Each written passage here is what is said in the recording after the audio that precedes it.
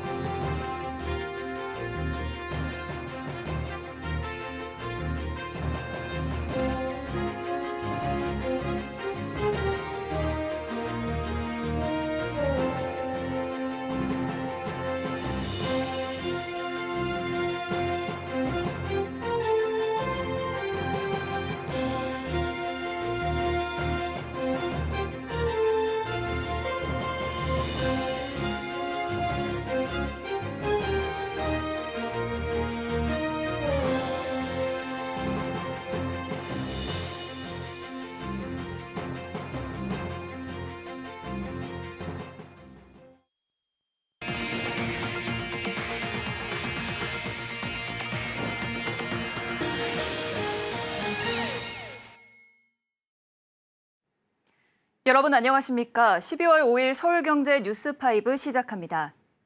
어제에 이어 오늘도 비상계엄 사태의 후유증으로 국내 증시에서 외국인 투자자들의 자금 이탈이 이어졌습니다. 정부가 1년 내내 공들인 밸류업 정책을 스스로 걷어찬 모습입니다. 김보연 기자입니다. 자본시장 역점 사업인 밸류업 정책이 계엄령 악재를 만나 주가 하방 위기에 빠졌습니다. 정치적 혼란으로 인해 동력마저 잃은 모습입니다.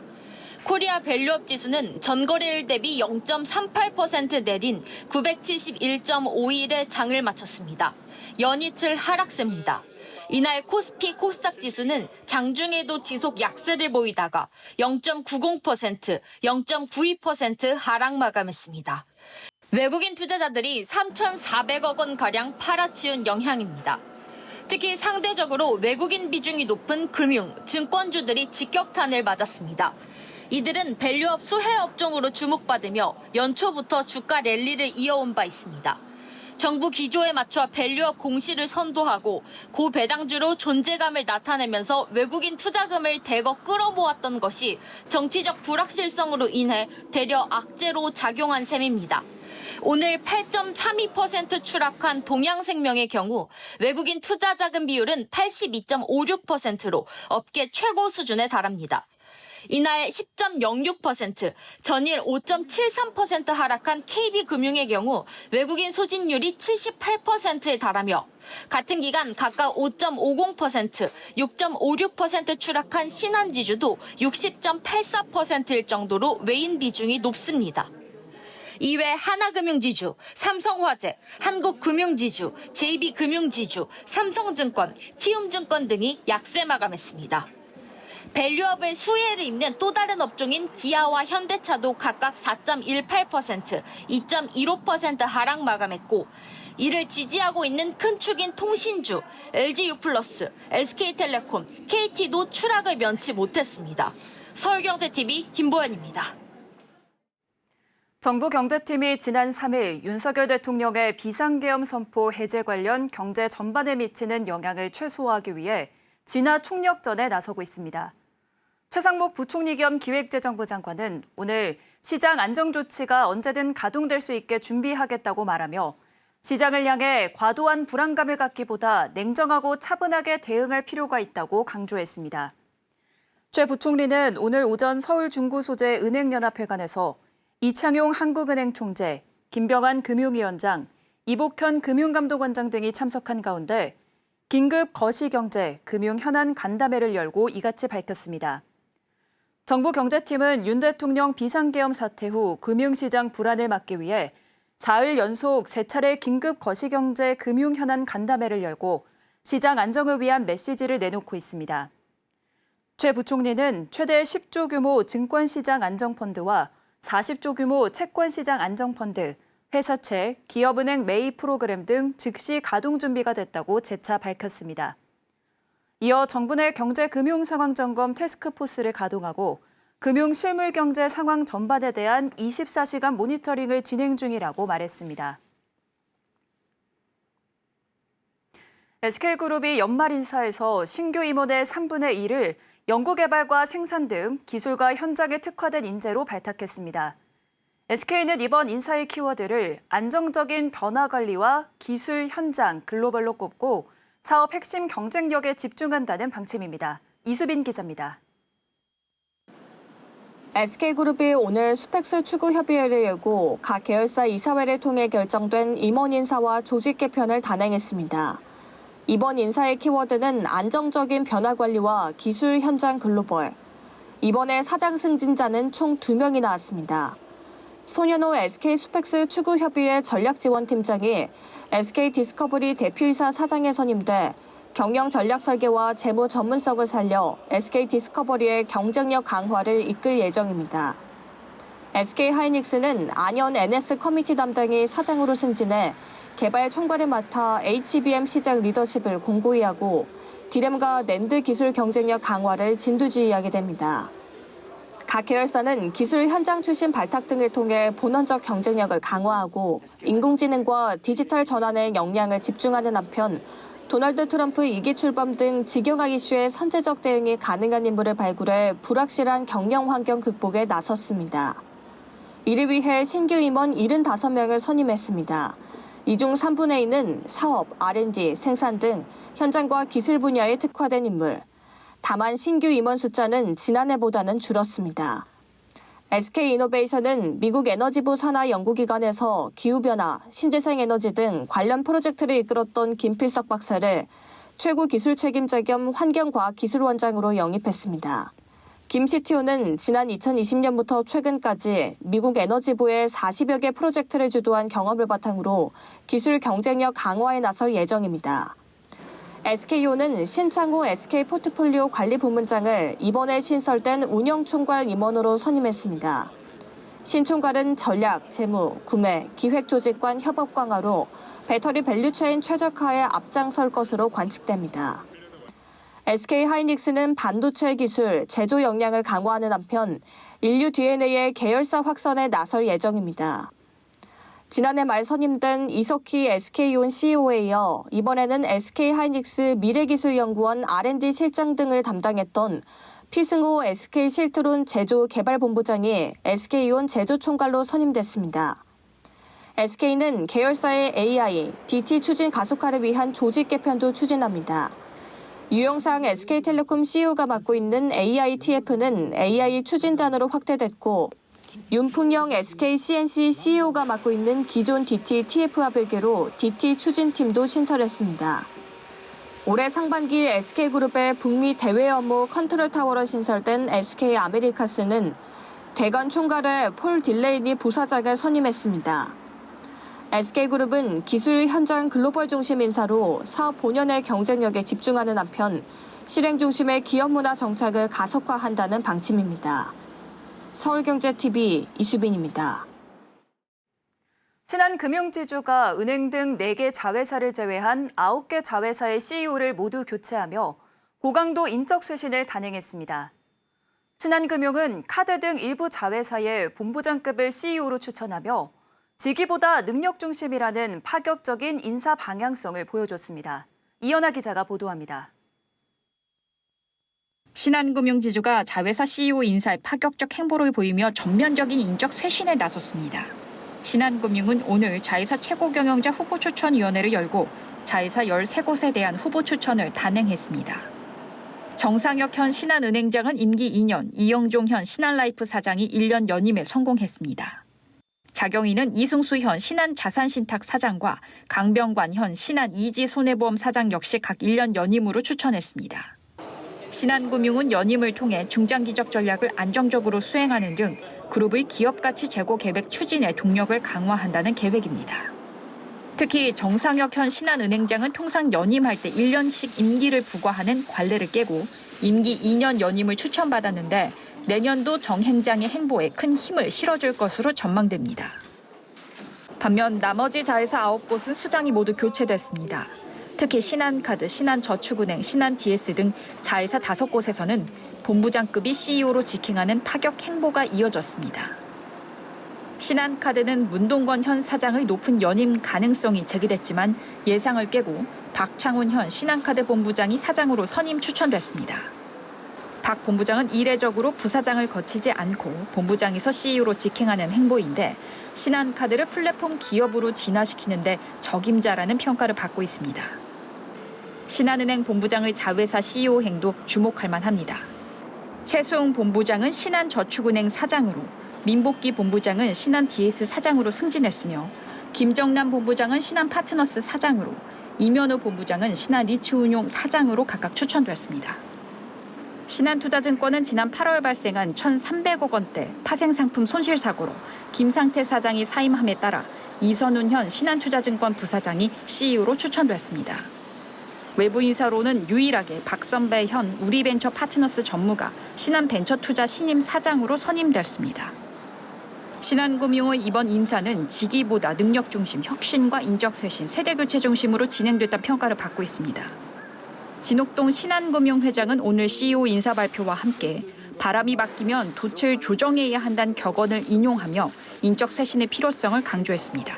서울경제TV 이연아입니다. 이마트가 유통업계 중 처음으로 라오스에 노브랜드 매장을 엽니다. 동남아시아 국가에 진출한 건 베트남, 필리핀에 이어 이번이 3번째인데요. 이마트는 동남아 유통시장에 노브랜드 제품을 확대하고 시장 선점에 나선다는 계획입니다. 이혜연 기자입니다. 이마트가 국내 유통업계 중 최초로 라오스에 진출합니다. 내일 라오스의 수도 비엔티안 시빌라이 지역에 노브랜드 1호점이 문을 엽니다. 라오스는 이마트가 베트남, 필리핀에 이어 3번째로 진출하는 동남아시아 국가입니다. 한국형 유통체계를 통해 동남아 시장을 더 확장시킨다는 계획. 업계에 따르면 라오스는 아직 소형 마켓과 재래시장 중심의 문화이고 체계적인 대형 유통망이 없기 때문에 잠재력이 큰 시장으로 평가받고 있습니다. 특히 노브랜드 1호점이 위치한 시빌라이 지역은 구매력이 높은 중산층 인구가 밀집해 있고 젊은 대학생이 다수 거주하는 것으로 알려져 있습니다. 이마트는 한류 열풍에 맞춰 천여 가지의 한국 상품을 선보이고 노브랜드 상품을 바탕으로 편의성을 극대화한 생활 밀착형 로드샵으로 만들겠다는 구상입니다. 더 나아가 노브랜드 상품 중 약 70%가량이 중소기업 생산 제품인 만큼 선순환 구조를 만들겠다는 계획입니다. PB 브랜드인 노브랜드를 더 많은 국가에 알릴 수 있는 기회이며 이를 통해 약 400여 개사의 노브랜드 납품 중소기업에게도 큰 도움이 될 것입니다. 라오스는 태국 등 주변 내륙 국가 수입상에 의존해 유통하는 복잡한 구조로 이루어져 있습니다. 이에 이마트는 현지 방식이 아닌 라오스 노브랜드에 직접 한국 상품을 유통하는 구조를 구축해 물류 비용을 줄인다는 전략. 대규모 쇼핑몰이 많지 않고 유통 단계가 추가될 때마다 가격이 크게 뛰는 현지 사정을 고려할 때 할인 혜택을 앞세워 승부를 본다는 겁니다. 이마트는 5년 내 라오스에서 노브랜드 매장만 20여 개를 오픈한다는 계획입니다. 서울경제TV 이혜연입니다. 금융당국이 은행권에 이어 상호금융권에도 가계대출 관리 강화를 압박하면서 연말 대출받기가 더 어려워질 것으로 보입니다. 신협중앙회는 당국의 가계대출 총량 규제에 맞추기 위해 다주택자의 주택담보대출을 전면 걸어 잠갔습니다. 내년 하반기에는 총 부채 원리금 상환 비율 3단계 규제 시행도 예고돼 있어 대출 한파는 더욱 거셀 전망입니다. 김도아 기자입니다. 신협중앙회는 오늘부터 다주택자를 대상으로 한 주택담보대출을 전면 중단한다고 밝혔습니다. 다주택자가 주택구입자금을 목적으로 신청하는 담보대출은 잔금대출을 비롯해 모두 취급을 중단합니다. 또 연내 인출이 필요한 사업장에 대한 중도금 대출 신규 취급도 제한합니다. 다른 금융기관에서 주담대를 받은 다주택자의 대환도 전국적으로 전면 중단했습니다. 기존에 수도권에 한정됐던 대환대출 제한을 전국으로 확대 적용한 겁니다. 연말까지 가계대출 증가를 억제하고 총량 관리의 실효성을 높이기 위함이라는 설명입니다. 이번 규제는 우선 연말까지 시행되며 기간이 연장될 가능성도 있습니다. 당국의 가계부채 관리 정책에 좀 발맞추기 위해서 자율적인 조치를 시행하게 된 거고요. 우선적으로 연내 저희가 목표로 하고 있는 가계대출 양을 초과하지 않도록 하는 게 목표고, 이번 조치는 우선 연말까지 시행되지만 계속 그 모니터링 통해서 연장 여부를 검토할 계획입니다. 금융당국으로부터 가계대출 급증의 주범으로 지목된 상호금융권의 가계대출 관리 대책이 추가로 시행되면서 대출 한파는 더욱 매서워질 전망입니다. 이 금융권으로 가계부채가 더 확산이 되게 되면 전체 금융권 시스템의 안정성을 해야 할 우려가 있기 때문에 집값 안정이나 물가 안정, 그리고 내수 진작을 위해서라도 사실은 이 금융권의 대출 여력을 조금 더 조이는 방향으로 가게 되니까 전반적으로 국민들의 대출 여력이 많이 줄어들고 대출이 줄어들 거다라고 봐야 되겠죠. 내년에는 제2금융권도 경영계획을 제출하고 이를 기반으로 대출 총량 등을 관리해야 합니다. 여기에 내년 하반기 스트레스 DSR 3단계 규제가 시행되면 스트레스 금리는 1.5%포인트까지 높아질 예정입니다. 서울경제TV 김도아입니다. 국내 철강 시장이 중국의 저가 철강 제품 유입과 노조 리스크 등으로 어려움을 겪고 있는 가운데 철강 제품 중 하나인 H형강의 일본 수입량이 늘어나 국내 시장을 위협하고 있습니다. 현대제철은 지난 7월 중국산 후판 반덤핑 제소에 이어 일본산 H형강 반덤핑 제소를 준비하고 있습니다. 김효진 기자입니다. 현대제철이 해외 저가 철강 제품에 대한 반덤핑 제소에 앞장섰습니다. 업계에 따르면 최근 현대제철은 일본산 H형강 제품에 대한 반덤핑 제소를 준비하고 있습니다. 내부적으로 피해 사례 취합 등 관련 작업에 착수한 것으로 알려졌습니다. H형강이란 알파벳 대문자 H 모양의 건축 자재로 주로 상업용 빌딩의 뼈대와 다리, 도로 등의 지지대로 사용됩니다. 한국철강수입협회에 따르면 건설 경기 침체로 H형강의 국내 수요는 줄고 있는데 일본산 H형강 수입량은 10만 톤 이상을 유지하고 있습니다. 올해 연말까지 15만 톤 넘게 수입될 것으로 관측됩니다. 일본의 H형강 내수 소비가 줄며 일본 철강사들도 가동률을 줄이고 있는 상황. 엔저 장기화를 활용해 내수 물량을 수출 물량으로 전환하는 추세입니다. 일본산 H형강은 유통가격 기준으로 국내산 H형강 가격보다 톤당 8만 원에서 10만 원 낮게 형성돼 있습니다. 현대제철은 지난 7월 중국산 후판에 대해 반덤핑 제소를 신청했습니다. 산업통상자원부는 10월부터 조사에 착수한 한편 내달 잠정 덤핑 관세 도입을 논의 중입니다. 잠정 덤핑 관세란 반덤핑 조사의 최종 결론이 나오기 전 국내 산업 보호를 위해 부과하는 관세입니다. 반덤핑 관세 부과 여부를 결정하는 최종 결론까지는 통상 1년이 넘게 걸립니다. 중국산 저가 후판 물량이 국내로 다량 유입되면서 조선사와 철강기업 간 후판 가격 협상도 장기화되고 있는 상황. 잠정 덤핑 관세 부과로 철강기업의 숨통이 트일지 주목됩니다. 서울경제TV 김유진입니다. 가상화폐 대장주 비트코인 가격이 오늘 사상 최초로 10만 달러 선을 돌파했습니다. 친 비트코인 대통령이 되겠다고 공약한 도널드 트럼프 미국 대통령 당선인의 대선 승리 이후 본격 상승세를 탔는데요. 시가총액은 2조 410억 달러 수준으로 전 세계 자산 시총 순위에서 사우디 국영 석유회사 아람코를 밀어내고 7위에 올랐습니다. 이수빈 기자입니다. 비트코인 가격이 오늘 오전 11시 38분경 10만 달러를 돌파했습니다. 친 비트코인 대통령이 되겠다고 공약한 도널드 트럼프 미국 대통령 당선인의 대선 승리 이후 비트코인은 고공행진을 이어가고 있습니다. 올해 들어서만 140% 가까이 상승했는데 트럼프 당선인의 재집권이 확정된 11월에 상승세가 집중됐습니다. 트럼프 대선 승리 이후 한 달간 이어진 랠리에서 등락을 반복하다가 이날 마침내 10만 달러 선을 넘어선 겁니다. 특히 차기 미 증권거래위원회 위원장으로 가상화폐의 우호적인 폴 애킨스를 지명했다는 소식에 상승 탄력을 받았습니다. 블룸버그 통신은 애킨스가 SEC 위원장으로 임명되면 규제 완화 정책을 펼치며 가상화폐 시장에 긍정적인 영향을 미칠 것이라며 특히 과도한 벌금 규제를 낮추고 업계와 협력적인 접근 방식을 취할 가능성이 크다고 분석했습니다. 여기에 제롬 파월 연방준비제도 의장이 비트코인은 디지털 금과 같다고 언급한 것도 호재로 작용했습니다. 비트코인이 10만 달러라는 새로운 이정표를 세우면서 시가총액은 2조 410억 달러 수준을 기록했습니다. 전 세계 자산 시총 순위에서 사우디 국영 석유회사 아람코를 밀어내고 7위에 오른 겁니다. 시장은 앞으로 비트코인이 추가 상승할 가능성이 있는지 주목하고 있습니다. 스탠다드 차타드 은행 애널리스트 제프 캔드릭은 앞서 랠리가 이제 막 시작했다면서 연말까지 12만 5천 달러, 내년 말까지 20만 달러 상승 가능성이 있다고 예상한 바 있습니다. 반면 비트코인 가격의 변동성 확대가 우려된다는 신중론도 여전한 분위기입니다. 서울경제TV 이수빈입니다. 기아가 오늘 서울 삼성동 코엑스에서 열린 제61회 무역의 날 기념식에서 250억 달러 수출의 탑을 수상했습니다. 기아는 올해 수출의 탑을 수상한 1,540개 기업 중 수출액 1위를 차지했습니다. 작년 7월 1일부터 올해 6월 30일까지 총 256억 달러어치의 차량을 수출한 것으로 집계됐습니다. 이는 전년 같은 기간 대비 9% 증가한 수치로 기아는 2년 연속 최대 수출 실적을 기록했습니다. 기아 북미권역 본부장인 윤순규 부사장도 수출과 판매 확대에 기여한 공로를 인정받아 이날 금탑 산업 훈장을 받았습니다.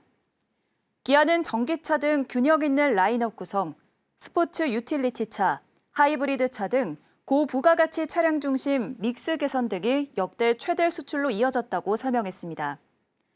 이날 수출의 탑을 받은 송호성 기아 사장은 어려운 경영 환경 속에서도 지속적인 브랜드 경쟁력 강화 노력으로 2년 연속 수출의 탑을 수상해 기쁘다라며 올해는 기아 창립 80주년이라 더욱 뜻깊다고 말했습니다. 소상공인시장진흥공단이 지역 기반의 기업가형 소상공인인 로컬 크리에이터를 발굴하고 있습니다. 로컬 크리에이터가 모인 골목 상권을 골목 산업으로 육성한다는 계획인데요. 현장에 이지영 기자가 다녀왔습니다. 오늘부터 3일간 수원 행궁동에서 열리는 통합 로컬 페스타 현장. 성공한 기업의 노하우를 배울 수 있는 네트워킹 존과 기업가형 소상공인으로 도약하기 위해 멘토링을 받을 수 있는 투자존 등 5가지의 주제별 부스와 각종 팝업 스토어가 마련됐습니다. 중소벤처기업부와 소진공은 올해 전국 5개 권역에서 로컬 페스타를 진행했는데 이날은 전국 기업가형 소상공인이 한자리에 모였습니다. 로컬 크리에이터와 지역의 문화를 연결해 전 국민이 참여할 수 있도록 한 겁니다. 소진공은 로컬 크리에이터를 발굴 양성하고 로컬 크리에이터가 모인 골목 상권을 골목 산업으로 육성하기 위한 지원 사업을 운영하고 있습니다. 오늘 수원 행궁에서는 주변 문화적 여건과 지리적 여건 또 상업적인 여건들이 잘 마련되어 있기 때문에 로컬 크리에이터와 연결해가지고 상권을 활성화시킴으로써 지역을 다시 재생시키는 그런 목표를 가지고 이런 사업을 하고 있습니다. 로컬 페스타에선 우수 로컬 크리에이터의 성과와 노하우를 공유하는 자리가 마련됐고 내일까지 우수 로컬 크리에이터를 선발하는 공개 피칭 대회도 열립니다. 특히 이번 로컬 페스타 행사 중 소상공인이 IR을 통해 민간 투자사로부터 투자를 받게 되면 소진공은 투자 금액의 5배를 더 지원하는 등 금융 지원에도 나섭니다. 민관이 손잡고 로컬 크리에이터 육성에 나섰습니다. 지역의 자원과 특성을 기반으로 혁신적인 아이디어를 접목해 지역의 활기를 불어넣을 수 있을지 주목됩니다. 서울경제TV 이지영입니다. 서울경제 뉴스5 저희가 준비한 소식은 여기까지입니다. 시청해주신 여러분 고맙습니다.